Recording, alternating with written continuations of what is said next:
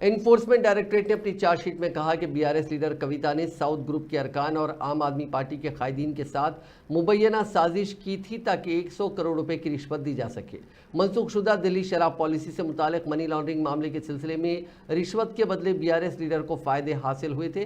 कविता ने Indo spirit के इदारे के क़याम के ज़रिए साजिश की थी। इस तरह इसे हकीकी कारोबारी इदारा जाहिर करते हुए उससे हकीकी फ़ायदा हासिल होने का दावा किया था। इस इदारे के ज़रिए उन्होंने फ़ायदे उठाए थे। एजेंसी ने दावा किया कि कविता ने शवाहिद को मिटाए और अपने मोबाइल फ़ोन के मवाद को हदफ किया ताकि इस मामले में उनके रोल को छुपाया जा सके। बीआरएस लीडर ने 9 फ़ोन्स तज्जिए के लिए दिए थे, तमाम फ़ोन्स फॉर्मेट किए गए थे, इसमें कोई डेटा नहीं था। जब उनसे फ़ोन के फॉर्मेट के बारे में पूछा गया तो उन्होंने कोई वजाहत नहीं की। चार्जशीट में तहकीकाती एजेंसी ने दावा किया कि कविता के सीए बुच्ची बाबू ने अपने बयान में दावा किया था कि बीआरएस लीडर के एक साथी ने उनसे ख्वाहिश की थी कि वो ईडी के सामने कविता के खिलाफ दिए गए बयानात से मुनहरिफ हो जाएं।